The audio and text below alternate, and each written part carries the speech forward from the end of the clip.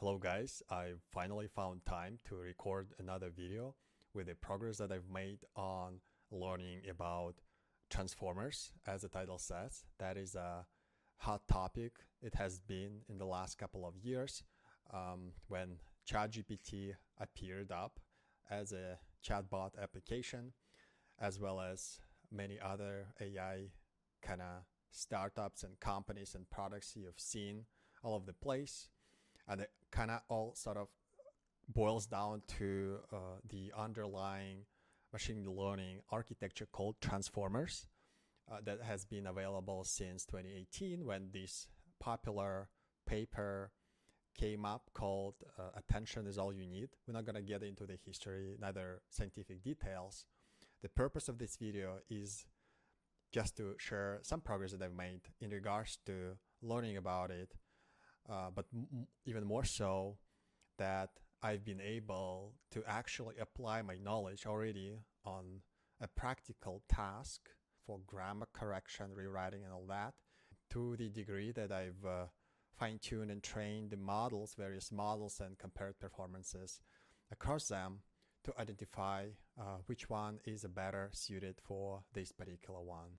The reason I'm doing it this way, guys, is that I can package it up as a story and tell it to you in an engaging way, hopefully, and it's practical, all right? It's not just theoretical. So you can get the theory, the knowledge, so to speak, from virtually anywhere, right? Everybody's talking about AI these days on different levels. There's tons of courses and programs, and you can educate yourself. It's not gonna take much effort. It's pretty much accessible topic. It is not hard, really. So I did that, but I also did another thing, which is I applied that knowledge already to a practical task, which is grammar correction. And the reason I've chosen this particular task is that I've used ChatGPT for it for quite a bit. Majority of my queries has been like, give me some synonyms, give me like correct my grammar, right? Rewrite this sentence. So I thought that, okay, like, but ChatGPT is not like performing greatly at times, right? Sometimes the responses are slow, sometimes the service is not available.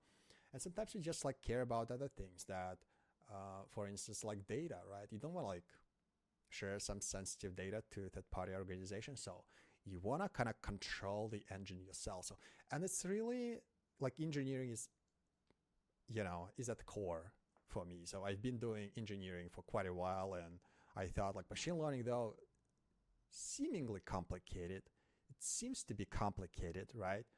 But it's manageable. So for now, after doing this exercise for a month or so, right, I can confidently tell that it's not a rocket science. Everybody can learn it to a degree, right? Again, on a different level, you don't have to really get into transformers just yet. But for me, that's how I learn, okay? And it's been quite productive and fruitful, and I want to share some of the really cool results with you guys. Let's talk about the theory of transformers, because that's going to be important, especially if you're going to be involved in some sort of fine-tuning of various models. And for that, to assist me on this quest, I brought this picture from the very popular paper, Attention is All You Need.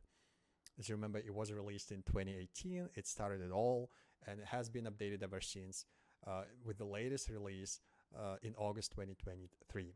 It contains a whole lot of details, but we don't need that much, okay? We just need that picture. So I'm gonna go back to my slide and try to explain it to you. So if you take a look at the picture, the first thing you see is that it consists of two parts.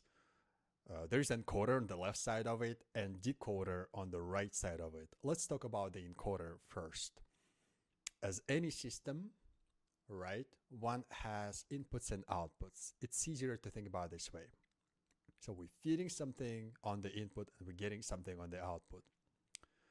So transformers are known for processing texts, right? So there's like text of data, it's making sense of it, and spits something out, which is another text. That's what you, in fact, are expecting from one. It's called NLP field. So this one is not different. So let's see what we're actually doing here. Okay, so as you know, machines don't work directly with like text or words or sentences, right? You gotta give them the numbers, and that's what exactly what the first phase is about, right? So once you take your text and you chunk it up onto the so-called sequences, you can think of it as sentences, right? You are converting it essentially to the sequence of numbers through an algorithm which is called tokenization, right? So usually various models come with a tokenizer in the package. That's what they pre-trained, like fine-tuned with, and that's what you're gonna be using when doing inference as well. So there's a tokenizer. You apply it to your piece of text, and then you're getting some kind of sequences of various lengths. And the next stage is called embedding, right? So the next thing you're gonna do with that sequence is that you're going to extract the embedding, which is the same thing, but in a highly dimensional kind of space. There's a matrix of the same sequence in a highly dimensional space in order to be able to kind of assess, evaluate its relation to other sequence and tell whether it's somewhat similar based on the entire model's prediction. Okay, so there is an embedding block that converts your sequence into the highly dimensional matrix, and it goes on to the next important element here, which is the attention block. The attention block is what differentiates a typical transformer from neural networks of previous generations, such as the current neural network, for instance. So what's really done here is that the model is trying to build up the relationships between different tokens in the sequence. So it's building this like relationship table of sorts for different kind of tokens in the sequence, okay? And it's doing it on the sequential basis. So all of your kind of words in a sentence being processed one by one. And as the model is processing them, it's kind of like paying attention to what's already been processed in the past. So it's kind of, it weights up the relationship of the currently processed token against the tokens in the past, and give it a score. Again, it's done behind a very complex math with matrix multiplication, though it's not like as hard as you can think.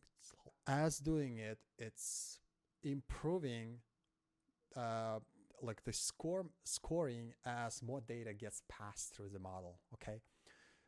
There's a attention block on the decoder side as well, and what differentiates it there is that, or rather what differentiates it on the encoder side is that on the decoder side, the model is not allowed to access the tokens in front of the currently processed token, okay? So think about it, right? That's why it's called the decoder-only model called autoregressive, right? They're basically relying on the already kind of accessed tokens in the past in the sequence. Whereas in the encoder block, the objective is that the model needs to figure out the relationship knowing the sequence in front. It only can provide you with the result after you feeding it the entire sequence, okay? That is an important concept to understand too. Matrices is coming out of attention block to some sort of normacy to continue working with the sequence, okay? So the feed-forward model is just like another neural network, but it's done in a way that all of the elements, all neurons, are connected consequently, right? One after another. There's no recurrent connections. And it is needed, as scientists say, in order to identify complex patterns across your data, the data that you're feeding to it. So that is like another thing that empowers the entire model to get better representation, to get better prediction in the end. All right. So there's another normalization block. As you can see, it's everywhere. It's basically just sizing down the dimensionality of the output. And at the end, you're getting that some sort of like a standard normalized matrix, which you're feeding forward to the another attention block. And in order to answer the question, why is it that there's a couple errors coming from the encoder block and there's only one error coming from the block below to the decoder's second attention block, I'm going to refer to one blog post article that Jay Alamar's put together back in the days, well, a long time ago in fact. But that is what in fact helped me understand the entire process much better. So I'm going to attach a link to this article in the description, but for now, let's focus on this self-attention layer for a second. In the self-attention block, there is the weights as in any virtually block of a typical neural network, to be honest. So the weights are for, well, after model identifies pattern in your data, it needs to preserve this, right, for further training, fine-tuning, or inference. And those come in form of the weights here, and that is what is stored in a typical binary model file. You can see on the web, sometimes they get like really big. Okay, so in case of the self-attention, there's three types of weights here, the query, key, and value. If you go back to my slides, there's a good explanation of those. The query, you can think of the query as a representation of the currently processed word, okay? The keys are though other labels. You can think of them as a ground truth we're trying to match against in the sentence, all right? So, and the value is a final representation of the current word, in fact. And if we go back to the article, hopefully it'll make us it clearer if we take it step by step, all right? So what happens first is that we're extracting the vectors out of those weight matrices. So there's going to be like 3 vectors of each kind per word, per token, so to speak, okay? So the step number 2 is to like multiply the query vector against every key vector in the sequence.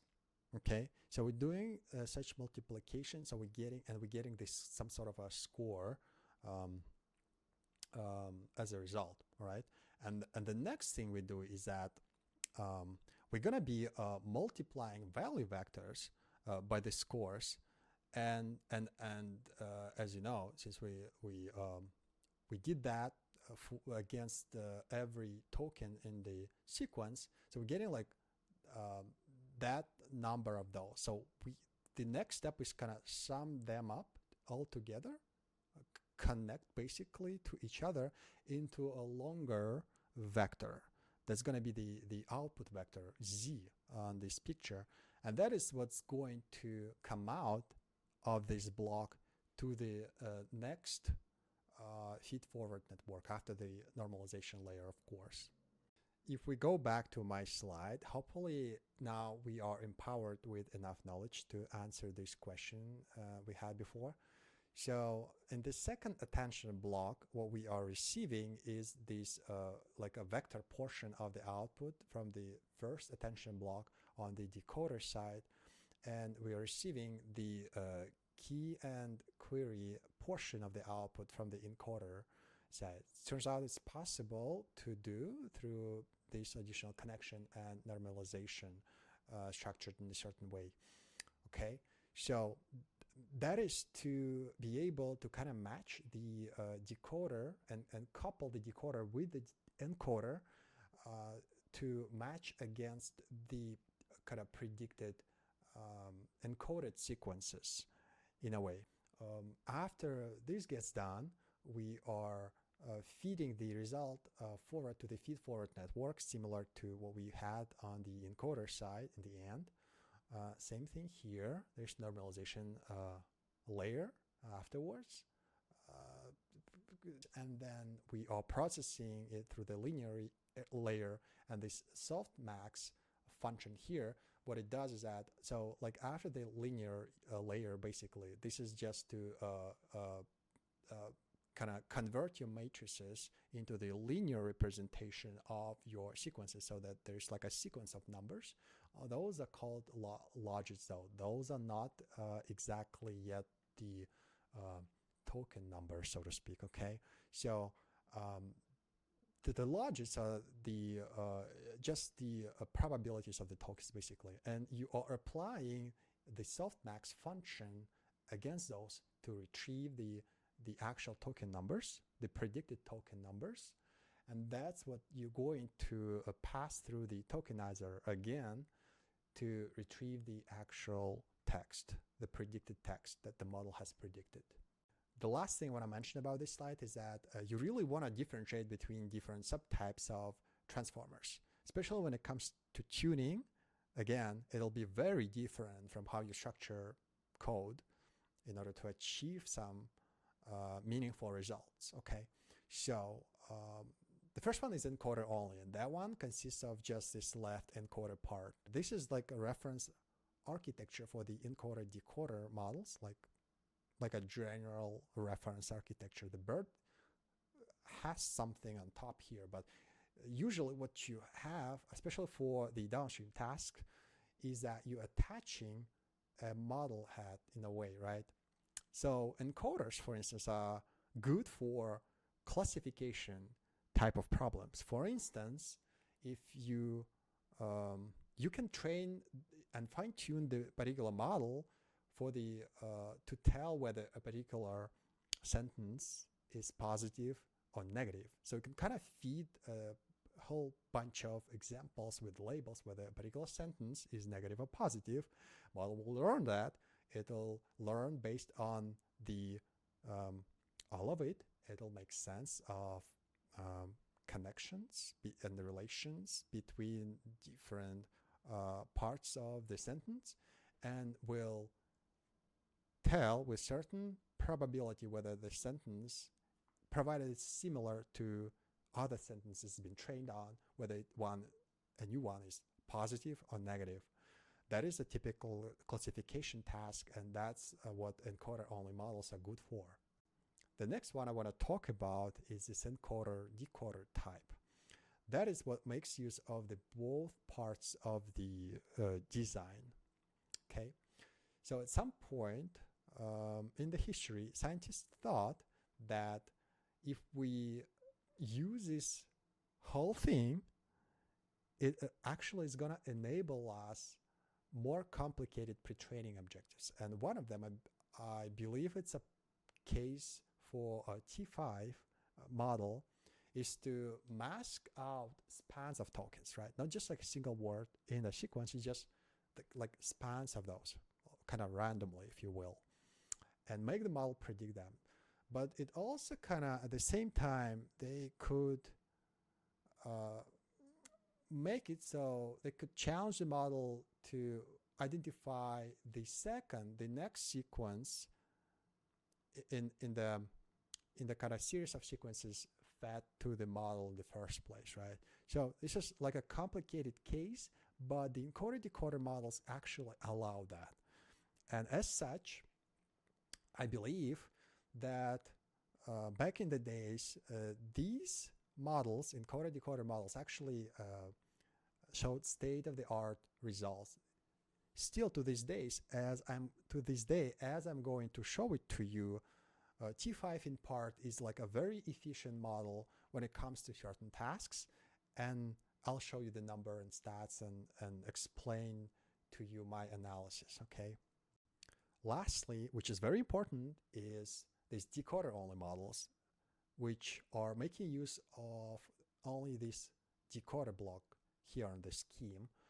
And I believe they also come with just a single attention block, but it really depends on the model's architecture. Okay, so one good representative of the model type is GPT-2.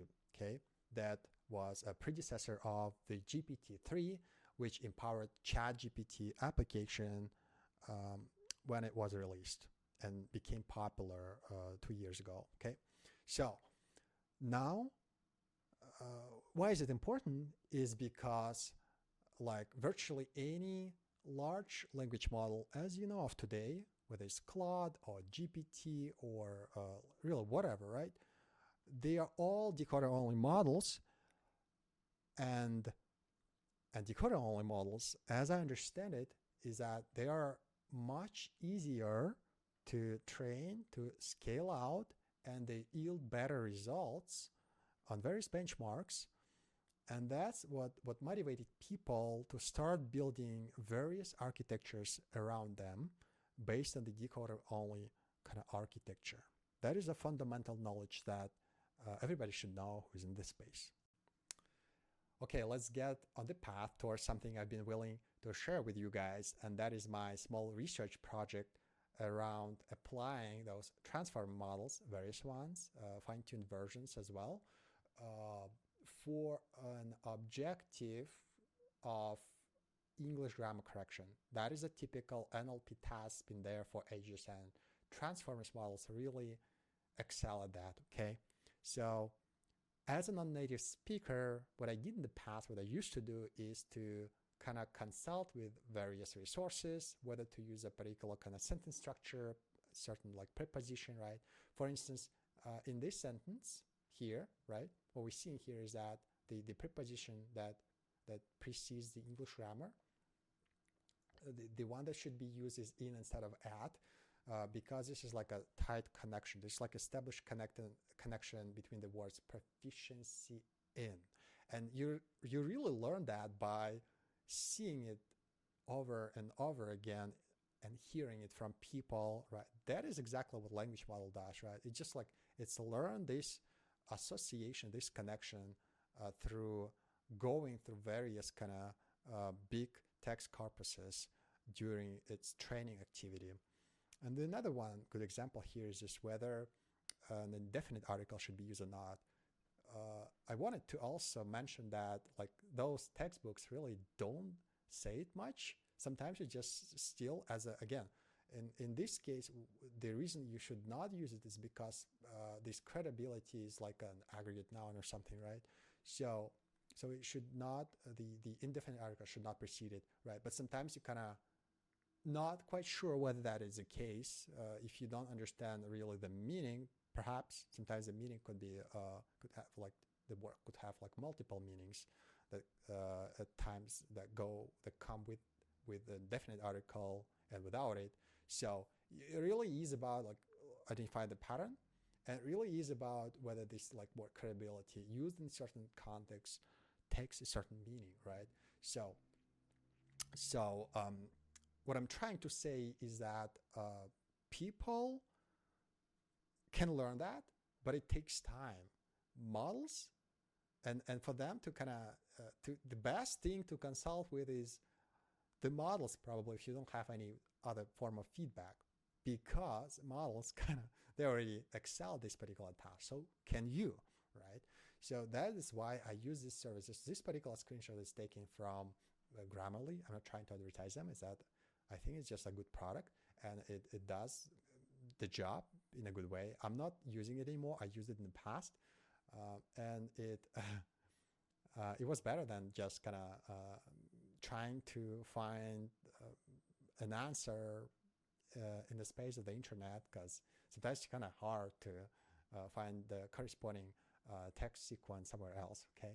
So that is helpful. ChatGPT is helpful. That's what I've been using lately, by just preceding my sentence with a prompt, with a simple prompt, just fixed grammar, right? This is a simple task, and the model does a great job of identifying the task and responding to it, okay? You see the corrected sentence here, the proper prepositions in place. So I wanted to learn what it really is that they are using, both of them, in case of the Grammarly, in case of the GPT, right? And how, most importantly, how they do that, right? And whether there is a way to maybe more efficiently, you know, maybe you want to kind of train the model to fix issues in other language, for instance, right? There's gonna be, you have to train it anew, right? So I wanted to learn those concepts, okay, and I wanted to compare performances of different combinations of kind of fine-tuned models and see whether one is better than another, okay? The reason I've brought up Grammarly is because I was going to anyway.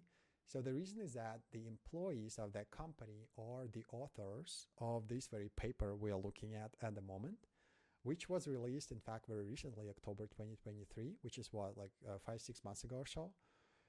So I'm using the result, some result of their work in my research as well. So what they've done here is that they've been able to build a smaller model that is competitive to publicly available largest sized LLM, trained on instructions and all that. And it's like 60 times smaller than that, and it's comparable with the results, which means that it all translates to performance, okay, which we'll definitely be talking more about, okay? So it's capable of generalizing all those good things that we know the model's good of, okay? And they also put together the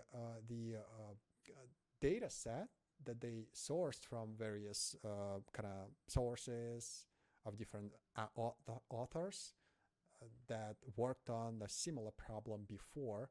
So there is a data set available that I used, in fact, myself. This is a table that shows various data sources that represent their final data set used for instruction tuning of their model, okay? And the tuning for sequence models like T5 goes like this, okay? You're giving the model a sequence and it predicts another sequence like it's shown in this picture. But for the language task like English grammar, you also want to preface it with a suffix so that you are instructing it to do a certain thing, because the language model has already learned some kind of connections, some relations between words or even sequences of words, okay? So you want to make it clear for the model what you want to do with it, though it's not gonna matter really at the end. So another thing why you want to do this is that for the downstream task, which is actual application, is gonna be the case. You can think of it as a Grammarly product, right? So in there, there's like multiple checks. It's not like you requesting the model do one thing for you, like fix the grammar, like I did in my ChatGPT example, right? You want to actually do multiple checks against like subtasks, you can call it this way, right? For fluency, for coherence, for clarity, style, all right? So the model is capable of rephrasing even a sentence. And after doing various tasks, you kind of end up with like a bunch of examples which you are going to kind of make sense of. So your application needs to make sense of and suggest a user like either a single or multiple fixes at the end. Another interesting thing in this paper is this table containing benchmark results on various grammar tasks such as fluency, clarity, etc., where they're showing that their set of models, which in fact come in different sizes up to 11 billion parameters, is able to outperform other models up to 175 billion parameters big by a big margin, in fact. That's the whole point that I'm trying to make here, which is a properly fine-tuned smaller model can be very much appropriate for the downstream task. If we take a look at the page on Hugging Face about T5 model, it basically shows the model details. There is a link to the paper. These are the authors. It shows the model type, as I mentioned, Encoder-Decoder, and the pre-training objective. It also mentions the pre-training objective that has been trained on the multitask mixture of unsupervised and supervised tasks, okay, for which each task is converted into a text-to-text format. So it's a mixture of tasks. It's not like a single task or anything. Self-supervised training portion of it was that they removed 15% of tokens and then they replaced them with individual sentinel tokens and made the model predict them. So the models that came out, like multiple ones in different sizes, like a smaller base, a large one. I think CoEdIT authors used these three ones. The large one that less than 1 billion parameters, 3 billion, 11 billion parameters. And it's also worth mentioning that after the release of T5, a few models came after the successor, so to speak. And one of the successful one to me has been this like Flan T5. It has another page. This is also interesting. It's also like it's been further fine-tuned in the mixture of tasks that showed better results in a few like benchmarks. Let me outline my research goals of this work. I state the objective as to select and analyze the speed and performance. And it's very important to differentiate the two, because by speed I mean how fast your model is capable of processing sequences, all right, whereas performance is how good of the results it's actually giving to you. So I want to do that for some small transformer models, and we yet to identify those. For the grammar correction task, right, so the task is pretty much settled. And I want to do it within certain hardware constraints, because I don't have access to a bunch of H100s. Even if I did, it's still, right, there's a reason why you want to select a smaller candidate for specific tasks. So we kind of want to keep that in mind. And once you set up a proper objective, it actually raises a couple of questions. Well, the number of questions actually grows as you go, as you continue doing your research. And the list kind of keeps increasing. So I've boiled it down to quite a few here, just kind of like show you some important ones, things that I had to go through during this research process. So for instance, like the very first one was that like what are the model candidates? What are the models I really want to test, right? So and how even to choose them, because there's like so many of them on Hugging Face, somewhere else. Okay, well, once you kind of select a few candidates, I didn't know like the entire list initially, right? I just select a couple just to kind of start out. So the next thing you want to answer is, all right, so I've got a couple of models that are capable of kind of the same thing, right? They process text well, how well they process grammar, okay? So you want to establish how you want to evaluate their performance. So you need to find some sort of like a benchmark or so, right? And you need to run it against the same kind of data set. So like both models, like those models are going to run the same benchmark against the same data set, so that the results are comparable. Okay, so you compare them with each other. They're meaningful. Hardware requirements. That was a big thing I had to go through a couple of times. I got access to a cloud instance in Azure with A100. That what kind of helped me. I believe that made a big difference. So that like cloud instance was very helpful for fine-tuning, especially for fine-tuning. You know, I was only able to fine-tune very small models like locally, but even then it took quite a while still, right? You want to have access to good hardware for that. But even A100 with 80 gigabytes of memory is not going to get you far, right? There's still a limitation how big of a model can process with it, okay? Though there are some optimization practices in place, but I'll get there. That's a good thing to kind of break down too. Well, what else is interesting in this list? Well, the data set, I already mentioned, gotta be the good one. Okay, so for that reason, I in fact use a Grammarly data set, but I pre-processed it in a certain way I'll explain. For fine-tuning, there's like a totally different hardware requirements for fine-tuning. Indeed, that's for sure. Optimizations, okay, yeah. Is there anything you really can do to improve the speed of fine-tuning, for instance, to improve the quality of your inference for evaluation tests, right? So is there anything you really can do to improve that? That is what can be considered here as well. And finally, once you've set up the harness, this suite, the next thing you want to do is you want to gather the data about benchmarks as well as performance, since I'm testing that too.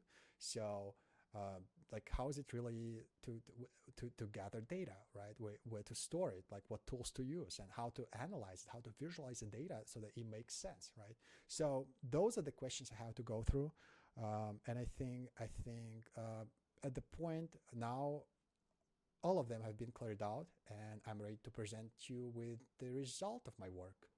The way you select the model for your task is that you go to the huggingface.co/tasks, and you look through the various tasks available, and you want to find the one that's closest to what you're trying to achieve. So in my particular case, I know there's no ideal task for my case for grammar correction in part, but I know that it's text to text kind of conversion, right? So translation will do, I think. Okay, so if I go there, it actually shows me that what the model is doing. There's inputs and outputs. That is going to work for my case if I properly fine-tune it. Okay, it also, the card contains the information about various models available, the data sets you can use for well, in this case, translation, and then even the metrics, how you can evaluate the results. All right, so if you go to the models repository, there's a bunch of things, a bunch of various models, and really the list goes on and on. It kind of makes it really hard to select one. So what you do then is that you want to filter out all of those possibilities and narrow it down to a few to make a decision simpler. Well, back in the days when I just started, I think I just wanted to kind of use something popular, right? So that has been used in the consequent works, all right? But then I also learned that it's actually better to use a pre-trained model, but not fine-tuned yet, for a downstream task, so that the weights aren't kind of skewed towards another task. So it's like a pure instruction tuning for your specific task. That's why I preferred T5 over flan version of it. All right. So I basically chose a couple of models from back in the days, quite successful ones. GPT-2, since it's a predecessor of GPT-3, of ChatGPT, kind of wanted to learn more about it. T5 is a fundamental model, very successful one. Encoder-Decoder. GPT-2, in fact, is a decoder, the first decoder-only model that has been that successful. Okay. You can also rely on some sort of a timeline. This one is a good one. I think it shows some of the big releases when it comes to language models. So I wanted to use it to compare kind of older models with the newer models and on the same data set, using the same benchmark to see whether the results are getting any better with newer models, okay? So I essentially tested GPT-2 because it's like a pure decoder-only architecture, was released, predecessor of GPT-3, right? Was released in the beginning of 2019, okay? I also picked BART and T5, which were released in 2019 and 2020 correspondingly. And then I also selected a couple of newer ones that was released by service cloud providers recently. In fact, Microsoft has released Phi 2, a small language model, as they call it, with 2 billion parameters total. In December of 2022. And there's Gemma that came from Google with their recent release in February 2024, which is 2 months ago. So I wanted to test those against, well, for my particular task of English grammar. So these are the ones that I essentially fine-tuned. I'm also testing non-fine-tuned models for the purity of the test to see whether the fine-tuning really makes a big difference and what kind of difference it really makes. So the models are T5, Phi2, GPT-2 large, and I'm using the large version of it. So that is with a higher number of parameters, 770 million parameters versus just 117 million parameters in the original GPT-2 model. Okay, so my hardware constraint allowed that, in fact. So I'm also doing a Gemma 2 billion, and I'm doing BART large. Now let's go to the IDE now, because that is where all the work is. That's where I spend the most time fine-tuning the models, playing around with data, doing data transformation, all that. And I also use it for the remote setup by connecting it to the machine in the cloud through SSH protocol.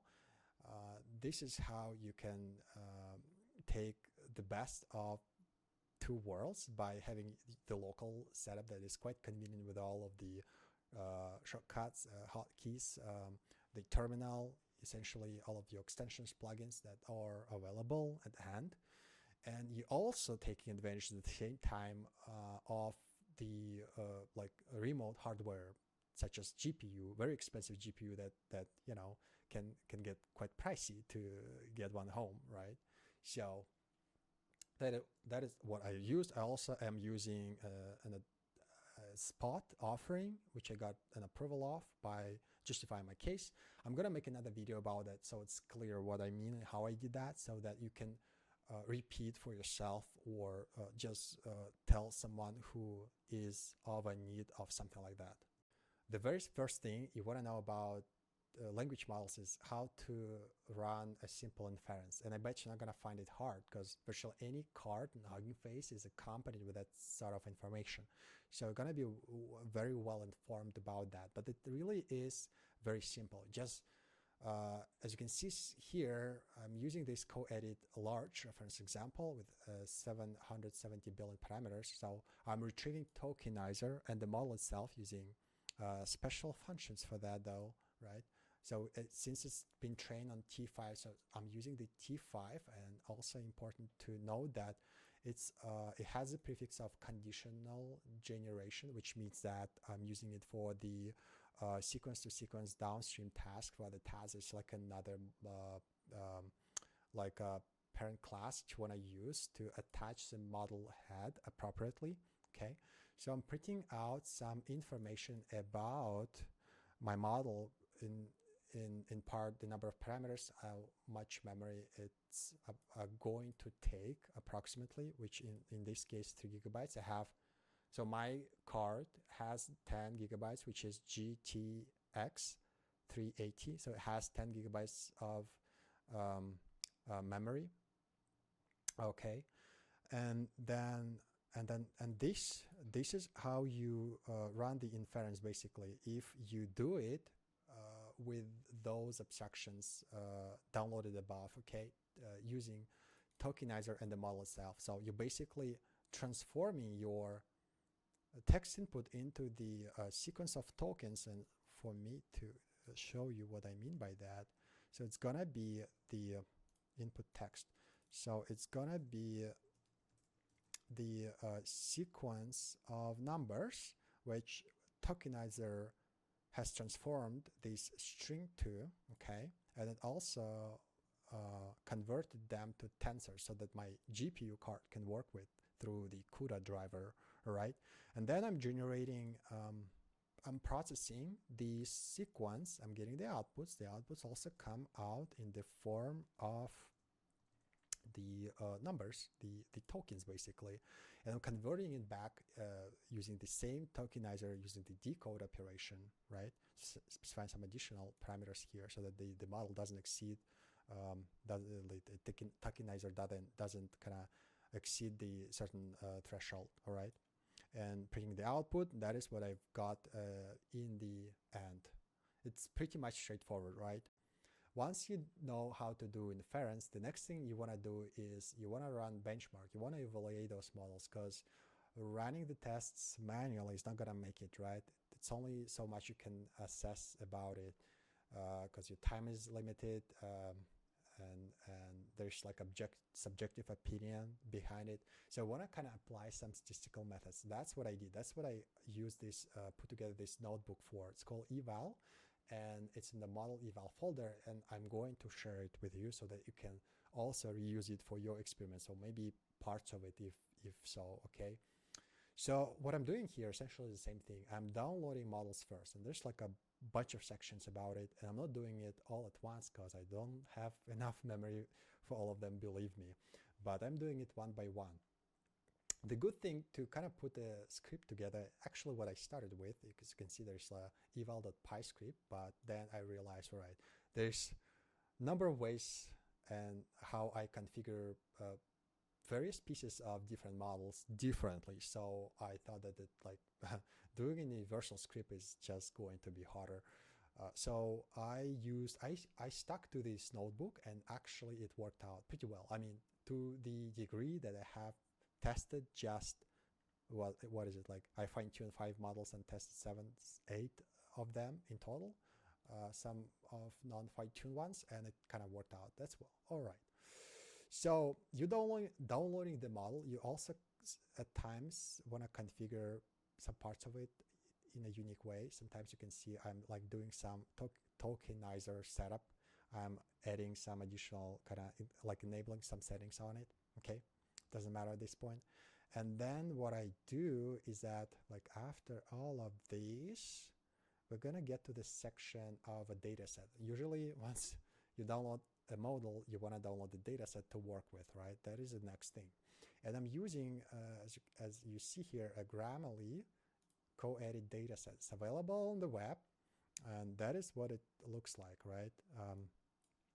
As I told you, I used a portion of their research where they cleaned out the data from various sources and put it together. They assigned a feature or parameter called the task, and there's like a number of various tasks of fluency, grammar correction, and all that, right? You can only see this grammar task at the moment. So, and they split it up onto 2 pieces, train and validation. So I kind of mix it up a little. So what I wanted to do, I also found that the tasks, you saw that feature, they're not like in the training and evaluation split that they provided by default.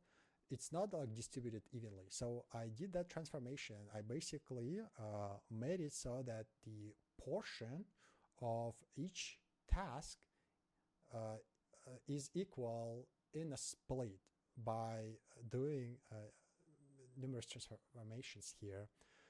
That's one thing that I did. Another thing that I did is that I renamed a couple of the columns, and I also added like a few more ones for working with decoder-only models, for like autoregressive models, because that's what you need to feed to them. Basically, I'll explain later. Okay. Once that's done, a normal practice is just to kind of assess the total length of a sequence, because you're limited in resources. Models are only capable of processing so much, right? They have like a model restriction of how much tokens can be processed within the constraints of attention matrix.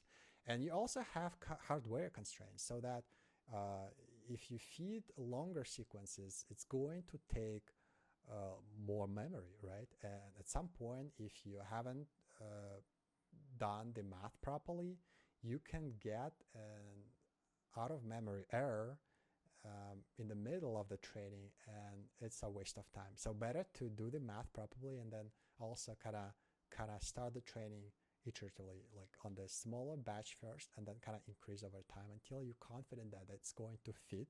You're not going to exceed your memory.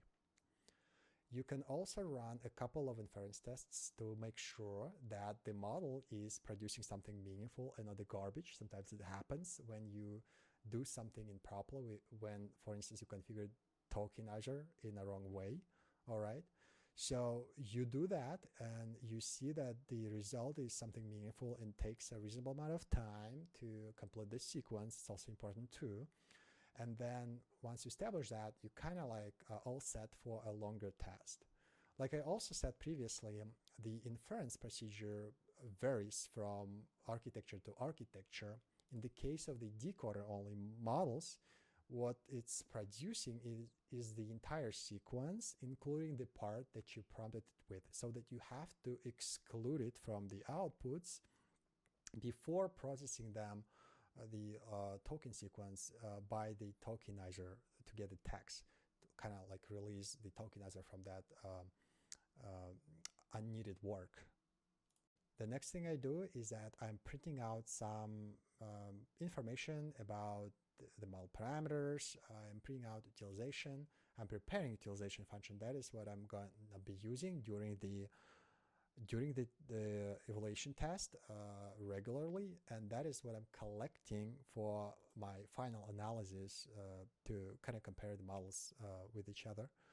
I'm also doing the memory fraction. That is to prevent the kind of GPU memory to exceed certain threshold. In this case, 95%. I'm limiting it to this number.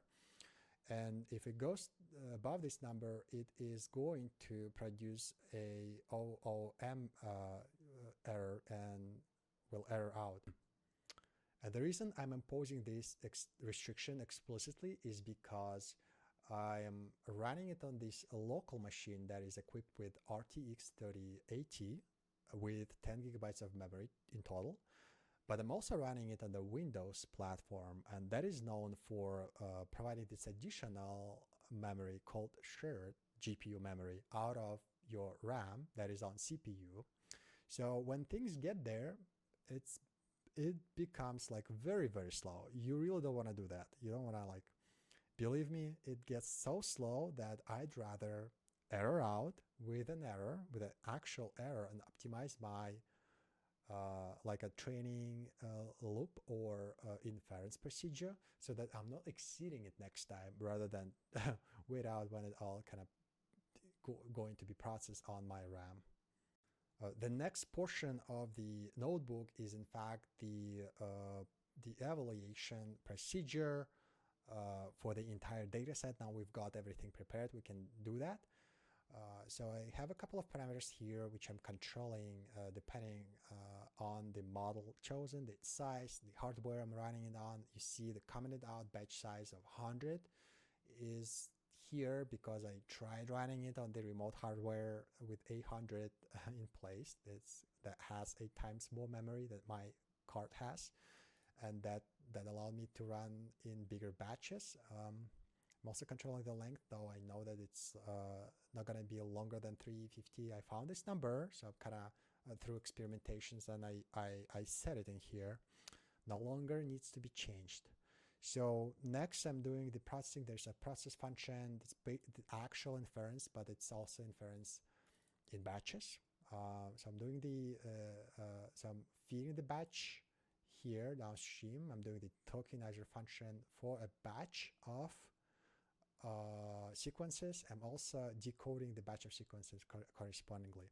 I'm measuring the time it took to process the batch, and I'm also taking a look into utilization. I'm storing all of it in the process results. I'm also doing it, so if this is a procedure for a single batch, okay, this is what I'm doing for a batch of all the samples of a particular task, okay? Also measuring the task of it, and I'm also calculating, given the total number of samples, I'm kind of like calculating the, the average samples per second for a certain task. And again, like tasks can have, samples of a particular task can have like, some of them can have longer sequences than the other, okay? So I'm doing that kind of for a relative comparison later. I'm also measuring performance, and I'm storing it for further analysis. It also spits out this output for you to understand what's really happening in there with those batches being processed, whether it continues kind of consistently, there's no spikes in memory or anything like that, so that you don't have to step in and fix it. Okay, so it could be very helpful.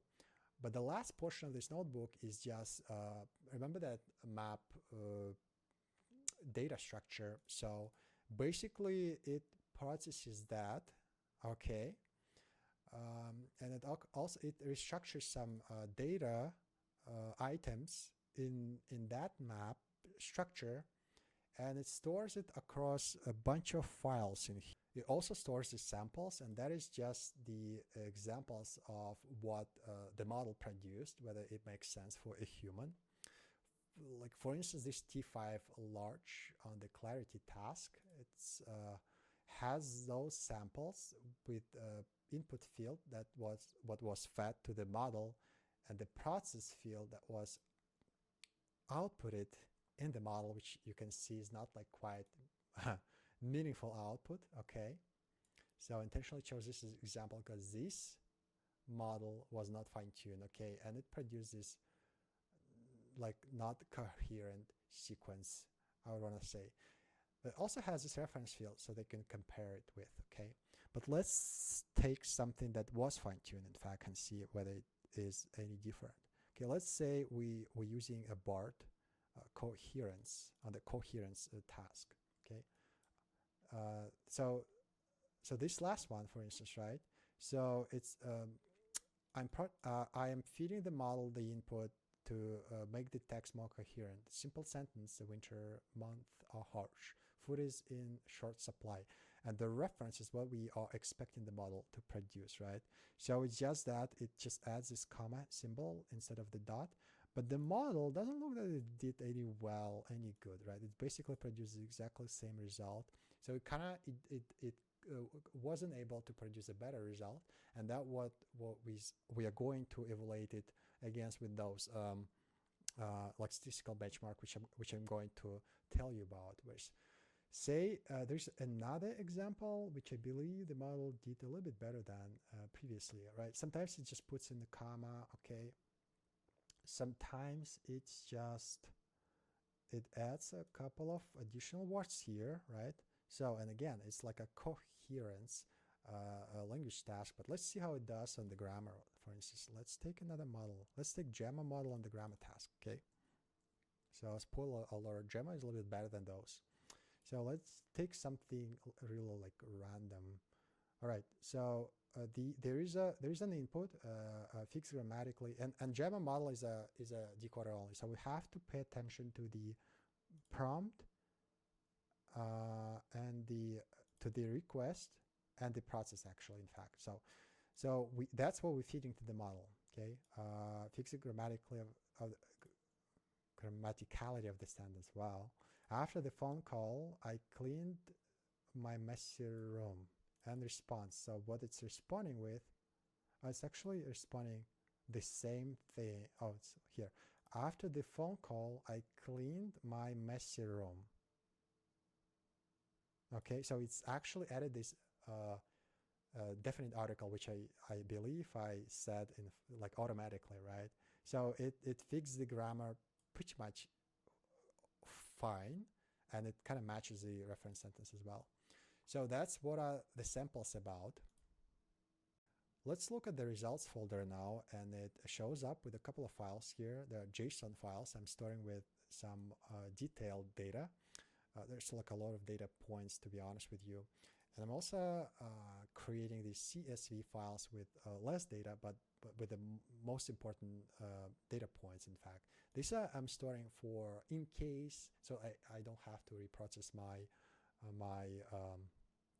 all of the models, okay, because those tests are lengthy. So I'm storing more details in order to be able to do the post-processing if necessary, but also I'm also kind of like storing all of the aggregated scores in the final all scores file for the final analysis. Since this video is taking a long time already, I choose to make another video for how I've done the training, how I've done the fine-tuning for the chosen models, okay? So, and that is because I believe this is a very important topic. This is a very interesting one as well. That's where I learned the most and spent quite a bit of time here by playing around with various combination of parameters using different kind of model like options, utilizing optimization techniques such as quantization, using LoRa techniques. Okay, so I tried a bunch of things until I got to the point where it worked. Okay, so that the model was able to produce meaningful result after fine-tuning, and also time-consuming, as you can say, right? Because we actual training, so it's a time-consuming process. So most of the work was done here on the remote instance with 800, and that is what I'm very thankful to Azure by providing me one. Okay. All right, back to my results. And in order to analyze those CSV data points, I put together this notebook utilizing pandas and MATLAB for visualization. So I'm just like doing some data processing, but I'm going to go straight to some of the charts so that we can discuss. This chart is very interesting and very important one we're going to be discussing now. What it shows is the total scores of all of the items in the evaluation portion of the data set across the models that I tested. Okay, so I'm also using these metrics such as Rouge, exact match, Sacre Blue, and Sari. And those are the metrics that they basically estimate whether one sequence and how much one sequence is equivalent to another, right? And they give you a range where, like in case of a Rouge exact match, it's just a range from 0 to 1. In case of a Sacre Bleu to Sari, it's a range from 0 to 100, I believe. So, and they really kind of show the same picture here, and that is this, that you can probably ignore the very first example, and I'll explain why. Because I just used this Grammarly CoEdIT large without fine-tuning, without nothing, because it's already been fine-tuned, and it's been fine-tuned the same data set they used for other modules. Okay, so, but I also processed that data set so that I took, again, the same portion of the data items that of a particular task, whereas like initially it wasn't that evenly distributed. So what I believe in what data shows to us here is that like I validated the the new evaluation portion of the data set. Well, I tested against, like, some of the items were similar, so they represented the training samples for CoEdIT, for Grammarly CoEdIT large fine-tuned model. That's why we're seeing this like strong correlation with this exact match metric, because it basically just knew, the model knew what to predict because it was trained on those samples basically. Okay. Well, we're also seeing here that Microsoft Phi 2 model performed like better than the rest, with a leading a couple of like a fraction of a point, I believe, than JAMA, right? But those are 2 billion parameter models. Okay, so those are heavier models to run, but we also know that they were released recently. Okay, so prior to that there wasn't supposedly like those like good models that you can easily fine-tune on your data set for a particular task that would perform well. But the good thing about them is that they're still small. Even 2 billion parameters is not like, I was able to run it on my local machine with a drop of performance, which we'll get to, but still, right? Then the next 3 models that are dragging a little bit behind are those smaller transformers with less than 1 billion parameters. And as you can see here, they're kind of competing with each other on various benchmarks, so you can't really tell which one is better. Okay, so this T5 model, you can think of it as an original Grammarly model, but just fine-tuned differently, okay, on the same data set, but with like a shuffled data. So this is a pure test because here I'm evaluating without actually using the training samples, which is the case for this very first Grammarly CoEdIT large case. Okay, so but you can also see that there are a couple of exact matches here, and it's totally fine for a model to predict, like, ideally the expected sequence. I think it's not, it doesn't spike, it doesn't stand out like this much, so that like a large portion of the evaluation data set is the model has nailed. Okay, the last two models here, I also included them here to kind of show you that, well, those haven't been fine-tuned, and what's gonna be a result of a model hasn't been fine-tuned. We just also want to kind of have this reference picture, and as you can see in the case of a T5, there's like a big improvement over it, right? After the model is fine-tuned. In the case of the BART, there's not so big of an improvement, interestingly, right? So the model supposedly has been already fine-tuned, instruction fine-tuned for some sort of a language task, so that it already was able to respond sensibly to the prompts that I was feeding to it. Okay. What follows after is more detailed data per task. You can compare the scores of various tasks. You can sometimes see that like one model does better in a certain task than another, but that is not like very important at the moment. I want to go all the way down to my speed analysis so that we can talk about it. So I included a couple of interesting data points here. The total number of model parameters that essentially dictates the model performance, the hardware requirements, and all that. The heaviest ones are Microsoft's Phi2 and Gemma 2. They have over 2 billion parameters. Microsoft's model is a little bit heavier than Google's model, and that's probably why we saw a bit better result in my test. BART model is the lightest one, containing over about 400 million parameters, and the rest of them, T5 and GPT-2, having about 700 million parameters each. Okay.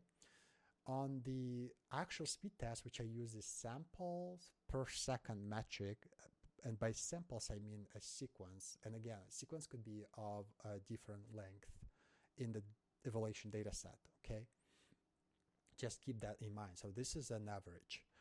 The worst that the worst did the models that are the heaviest, which is Phi2 and Gemma. But that is explainable, that is understandable, because they have a lot of parameters, and my hardware needed quite a bit of time to compute them. I believe I also like decreased batch sizes to for it to even work, and also affected the kind of overall result. Interestingly enough, that the BART, being the lightest one, didn't perform as well. So the model architecture actually, even the fine-tuned version of one, though it showed a pretty good result, but it didn't do well from the speed standpoint. Okay, so this is interesting, because the lightest model didn't do as good, right? Whereas GPT-2 and GPT-2 did somewhat okay, about almost 8 tokens per second. Okay, whereas the fastest ones have been T5 models, both Grammarly's like fine-tuned version of Grammarly CoEdIT large, as well as the one that I've fine-tuned myself, and even my version has been faster than that one, interestingly enough, right? But I'm also seeing that my model is a little bit smaller than that one. They've probably added a couple of things, a layer of sort, to do some additional thing, or they could have chosen another flavor of T5 large downstream model as well. And this portion of the picture just shows how much memory has been used. I believe that it's at peak. So that is just to kind of show you how the test was in fact performed under what conditions in regards to my hardware. Which brings me to the final slide of my presentation, where I'm sharing the results from this work. I'm stating that the objective has been reached with me identifying, being able to identify the best possible model for the grammar correction task, taking into account the performance, the speed and performance, okay? I've been able to identify that T5 is in fact the best candidate possible, the fine-tuned version of T5, and I'm just confirming the same result that the Grammarly team concluded a year ago with their experiment, though I'm including newer models also to see if and how much they are any better than the original T5, okay? I'm also showing that those heavier models are indeed require more compute, and they are much worse in performance. And if you really do have those compute constraints, well, then you're probably going to be better off choosing T5 over those small language models, okay? Other takeaways I'm making here are that the smaller models can be better the bigger ones, essentially what I just said, within certain compute constraints, okay?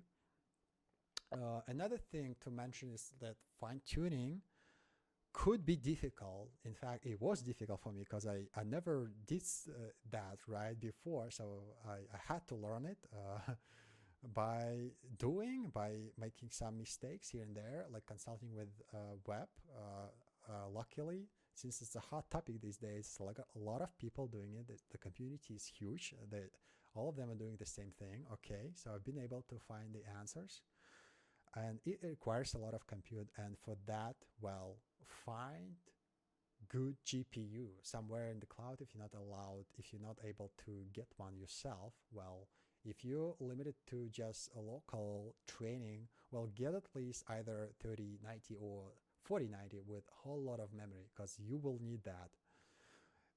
The next conclusion, the next takeaways I make is that the smaller model is not necessarily faster than the bigger ones. Well, that's what we saw in case of the BART, okay?